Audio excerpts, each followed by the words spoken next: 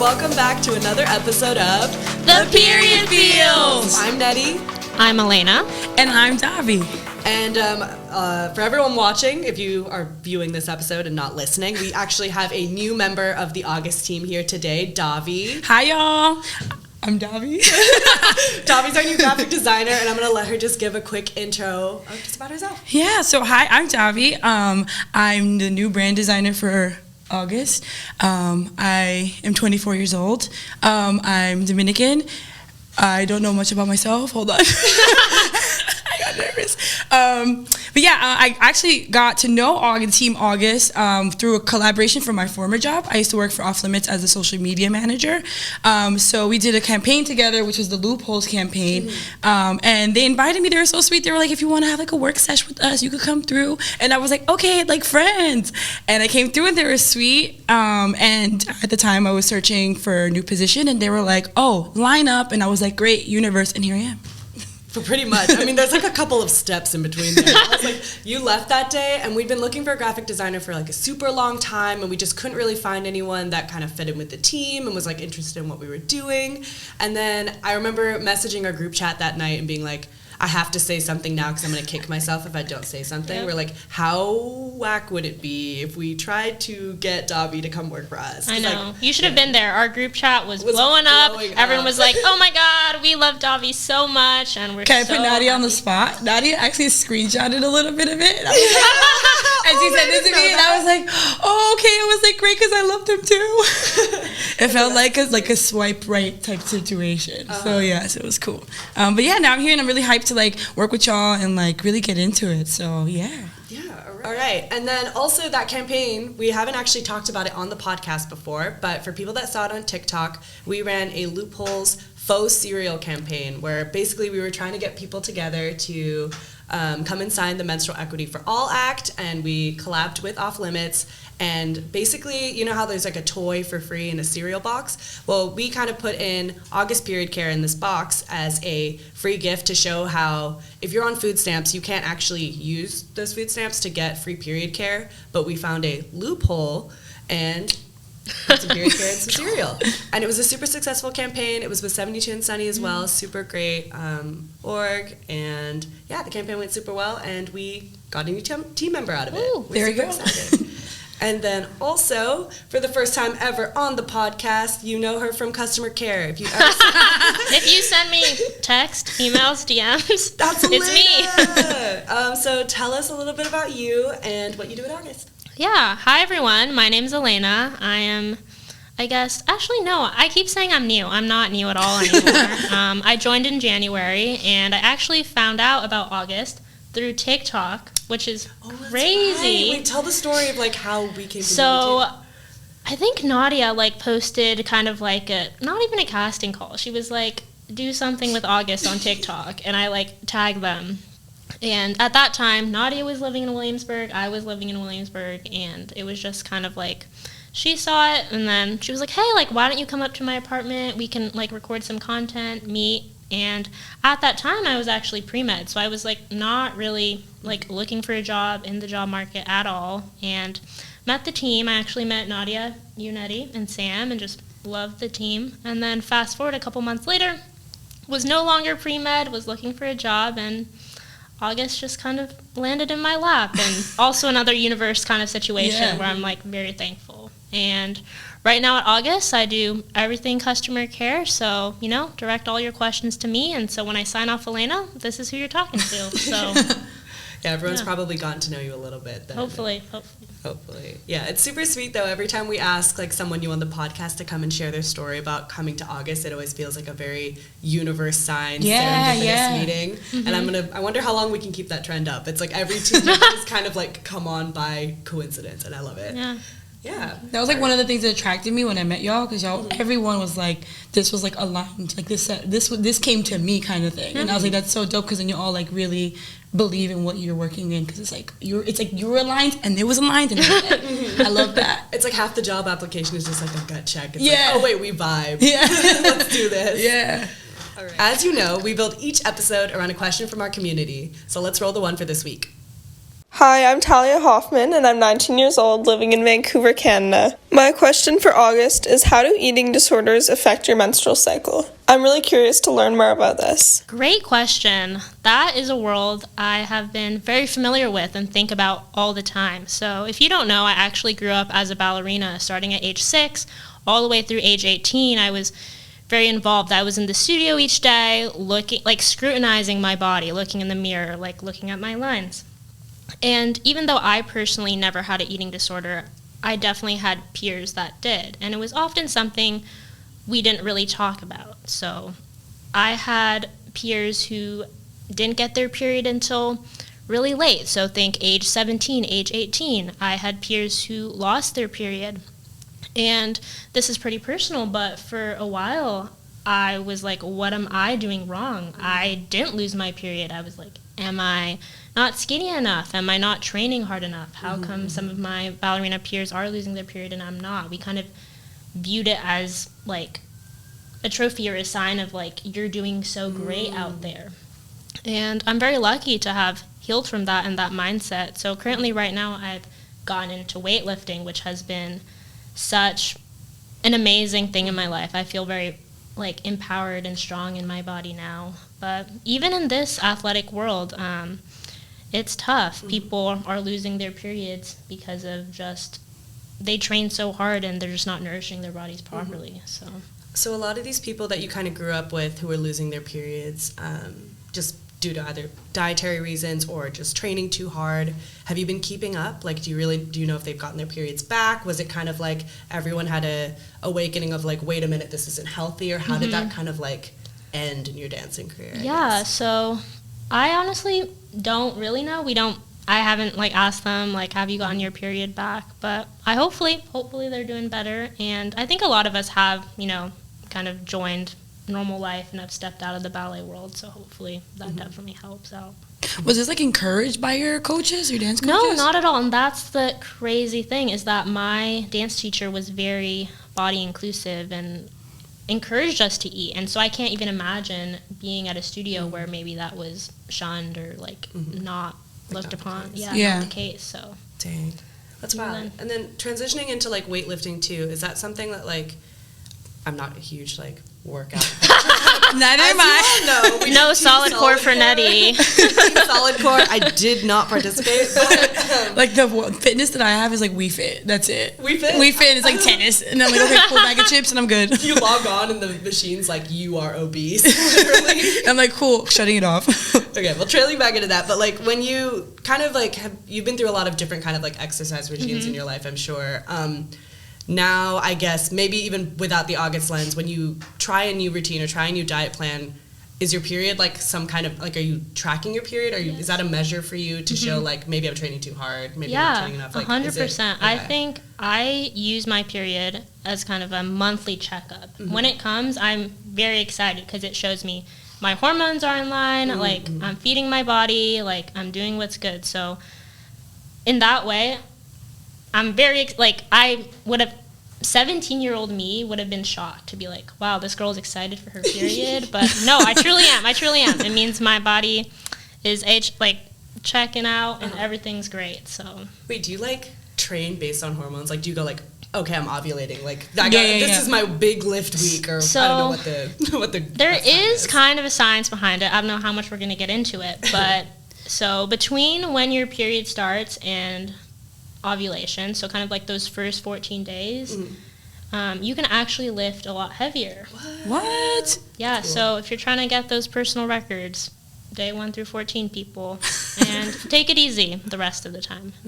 But that's how I kind of look at it, and I do feel a difference, like truly. Wow. That's cool. Yeah. That's awesome. It's kind of cool that like your period and your hormones can be seen as kind of like a negative a lot of the times, but like I'm trying to at least reshape it in my life, as in like I'm trying to look at it as, oh, my period came again, I'm healthy, my body's doing what it's supposed to do, and kind of like trying to shift my thinking and oh god, I'm losing my train of thought. Trying to shift my thinking from thinking it's a negative thing to get my period, or being like, boo, this is bad. Yeah. So I don't have any personal stories with losing my period or like eating disorders, but I wanted to ask if you or anyone around you kind of growing up had these types of issues, or if you had any stories to share.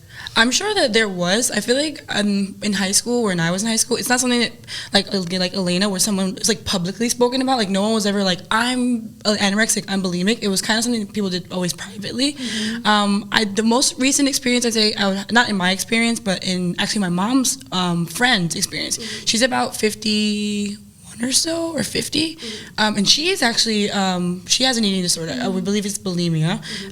So it's very interesting to see like how. Hold on, I lost my train of thought too. It's very interesting to see how like it's still something that older women even experience. Like that's something that I always thought was like a teen girl thing when we were like younger and we're like, oh my god, like I need to be the skinniest, or I need to be this, that, and the third. And it's something that she's still battling with. So that's the only kind of experience I had like that I've gotten like close to. That someone like I know has this. It's also interesting to think about like, well, and just the hormone cycle that we go through as menstruators. Menopause, and because she's around that age, so that's always like I know that my mom had not eating disorder but experience with like weight gain because of like loss of estrogen and things like that, and she's just like, for her, she's always like, she's so, in her mind, she's like, I'm so heavy, I need to lose weight, I need to do this, that, and the third. And it's just crazy how much pressure they put on us, even up until like the age where you're like, I should not even care like what's happening. At that age, I'm like, I'm trying to live my life. But she still like struggled with that too. She was actually really intense, like Zumba like goer. She was a Zumba. She was workout of choice. She loves Zumba. My mom used to be a dancer when she was younger, and a model too when she was like in her 20s. Yeah. So she was in when she lived in DR. She did like a lot of pageants. She like traveled to Austria, a lot of cool things like that. So cool. I think that like started it off first. My mom's always been thin. Like I've always remember my mom being like 130 pounds or less. Like I've never seen my mom heavier. I was always heavier than my mom when I was a teenager. So I always like struggled like, damn, I don't look like my mom. But I'm sure in that world she's experienced a lot of people like with eating disorders and like periods and stuff. That'd be like a great conversation for us like down the line. 100%. I'll get her. My mom's a little crazy. She'll come and give me some stories. She'll come with some good stories. Yeah. With Mother's Day next month too, we totally all have to ask our moms to share stories about periods. Oh my god, yes. I've been trying to get my mom to do it for so long too. This is gonna be the year. All right. Well, coming back to the topic of eating disorders and periods, today we are talking to a very special guest, Johanna Kandel from the National Alliance of Eating Disorders, and Elena. It's going to be her first big interview one-on-one. Stay tuned. You guys are going to love it. I'm so excited. Sorry. I'm so excited about our guest joining today. Her name is Johanna Kandel, and she's here from the National Alliance for Eating Disorders. Joanna, hi, how are you? I am so good. Thank you so much for having me today. I'm so thrilled and excited about this conversation. I am as well. Can you just tell our audience here a little more about what you do and your role at your organization? Sure, absolutely. So, again, my name is Joanna. I utilize pronouns she, her, and I am the founder and CEO of the National Alliance for Eating Disorders. The Alliance is the leading national nonprofit organization that provides education, referral, and support for all humans experiencing all types of eating disorders, as well as support for their loved ones. And in my role, I get to do everything from conversations like this with you to speaking at venues across the country to helping co-facilitate our support groups, and I do a lot of advocacy work specifically around legislation surrounding eating disorders and mental health. Okay, that's so awesome to hear, and I would love to learn more about how you got into, where did your passion for eating disorders come from? Yeah, that's such a good question. So I'm someone of lived experience. For more than a decade, I struggled with various types of eating disorders. My eating disorder started when I was 11 and a half, so really young, and it continued until I was 21. And for some of my experience, I looked like that archaic stereotype of who has eating disorders and what they look like, and for a lot of my experience, I didn't. And for me, there were a lot of things that were missing during my struggle. I didn't have early intervention. I never had access to care. my primary care providers never picked up on it. And so as I started my journey to recovery, for me, it was really important to give back, pay it forward, and try to change the conversation. So I started the organization in October of 2000. I'm so happy you found the help that you needed and that you're now inspiring so many other people. That's really inspiring to me, because I know I'm an athlete myself, and I've been surrounded all my life with ballerinas and other athletes who go through very similar things, and just like hearing about the difference you make is really awesome. Obviously, you know, I work for August, and I'm very passionate about periods as well. So I was wondering if you could talk more about the correlation between eating disorders and periods. I know a lot of athletes end up losing their period, and so I was wondering if you could talk more about that. Yeah, such a great question. And, you know, I was actually a professional ballet dancer in my former life, so I definitely get the correlation. And, you know, there's such a big correlation between eating disorders and menstruation. And like, I think the best way to explain, or one way to explain it, is I can definitely touch on my own experience. You know, I was almost 17 and I had never had a menstrual cycle. I had primary amenorrhea because of the fact that I was malnourished. I wasn't, you know, feeding my body what it needed. I was an athlete. And what was really interesting was that was the first thing medical providers were concerned about, was the fact that I wasn't menstruating. It had nothing to do with, you're not menstruating because possibly you have an eating disorder. It was like, we're just going to focus on menstruation. And what we see is that pretty much all eating disorders, so anorexia nervosa, bulimia nervosa, binge eating disorder, RFED, orthorexia, when it comes to athletes, the female athlete triad, you will see amenorrhea. I think some people think that you, let me define what amenorrhea is for folks that don't know what it is. It means a loss of a menstrual cycle. And there's two types. There's primary amenorrhea, which is what I experienced, which is a delayed menstrual cycle, which means you've never had a period, or secondary amenorrhea, which is when you've started menstruating and then you stop menstruating. And what I was going to say is you see this absence of a period with many folks experiencing many types of eating disorders. In all body shapes and sizes. So it's not just someone who is very thin-bodied, which was historically what people thought. You do see irregular menstrual cycles or lack of menstruation in all body shapes and sizes. Yeah, no, I think that's one of the biggest misconceptions I had, like, coming into the space. It's like you said, you typically think of eating disorders and someone who's very thin-bodied, and I think it's really important that we educate out there that, you know, anyone can have an eating disorder no matter how you look, so that's really awesome. I was wondering what you would say to anyone trying to strike a balance maybe between, let's say they're an athlete and they want to train really hard and perform, but at the same time that training is perhaps causing amenorrhea. Like, what would you say to them? What's the best way to balance that? So I think that, you know, nourishment is going to be your number one friend. And if you're moving your body more, we have to think of this as like, you know, energy in, energy out. That's what calories are, they're energy. And if you are moving your body and you're training extra hard, you need to be nourishing yourself in a compensatory way. Like, you know, you need to make sure that, you know, you're not skipping meals, that you're resting. And I know that for a lot of athletes, you know, you have this very black or white personality, right? Like, it's all or nothing. I remember I'm a child of the 80s. That's, you know, and I know that a lot of people listening to this podcast probably weren't even alive then, but there was this whole idea of like no pain, no gain. And we know that that's actually very far from the truth, that you can work hard, but you also need to take the time to rest. So being very aware, and if you do have access, and I know that access is definitely a privilege, so I definitely want to state that, but if you do have access to maybe a team dietitian, make sure you consult with them to make sure that you're adequately fueling your body so that there is no deficits there. Yeah.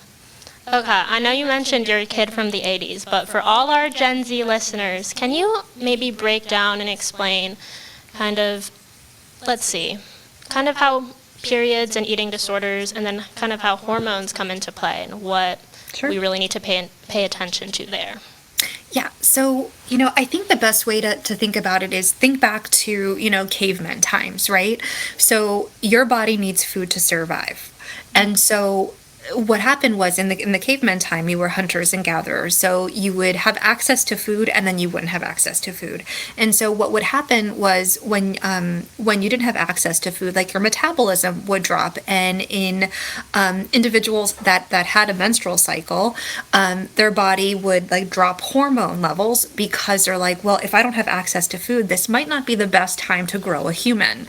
So we have to take that knowledge with us like today. So if you are not like feeding yourself in an adequate manner, and that can be individuals who are strict, individuals who possibly binge and then purge, or maybe individuals that will binge and then restrict, your body's going to be like, hold up, like when am I going to get nourished? And so what happens is your hormone levels go down, and that's when you start seeing these menstruation cycles that become off or it stops. So that's really the tie-in between hormone levels, menstruation, and malnutrition or starvation. Yeah.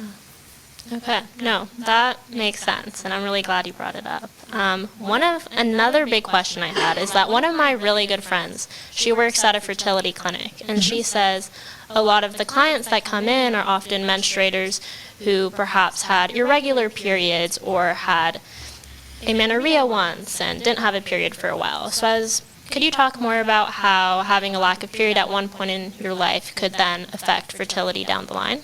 Yeah, and I'm so glad you asked this question because it's probably one of my biggest frustrations is we do a lot of educating in the medical community, and some of the biggest holdups that we ever get is from OBGYNs. And it's like they'll ask you, I don't know about you, but like my OBGYN, you go there and you literally have like a 16-page document where they ask you everything from your great grandmother's eye color to whatever it is.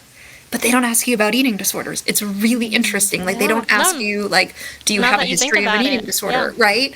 And we know that 1 in 5 individuals that are able to bear children are having a hard time, getting pregnant because of a direct result of an eating disorder or disordered eating. And so you would think, right, like, let's add that question because that might be one of the obstacles. And so what happens is that, again, it takes your body time to, like, if you haven't been nourishing yourself in a healthful way, and like your body's still sort of questioning, like, is there going to be a time again where I'm going to have lack of nourishment? So that's where you see these like these hormone differences, right? For some people when it comes to lack of food.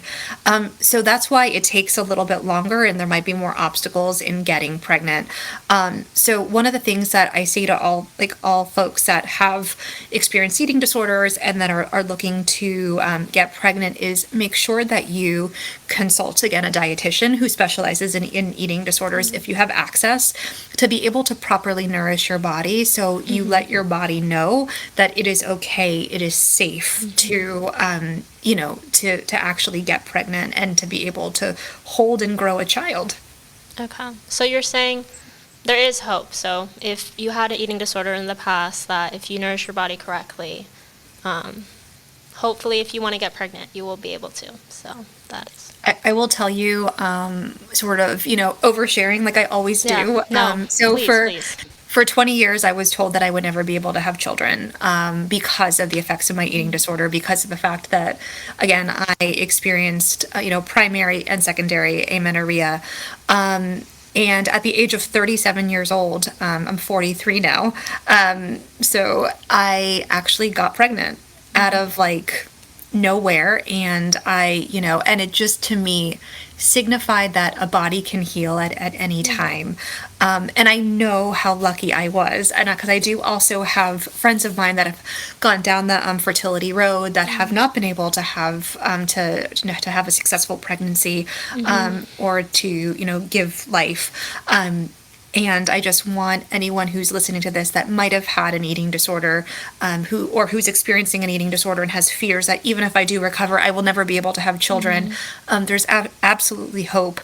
And on that vein is that if you are experiencing an eating disorder, please know that you're not the exception to the rule. I have an amazing human in my groups that always says, you're not the asterisk, you know, you are the rule. You're not the exception to the rule, that there is help, that there is hope, that there is complete life beyond eating disorders.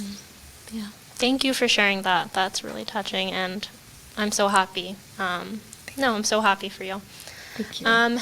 Along that vein, I know you mentioned what you would say for people with eating disorders or who are experiencing eating disorders.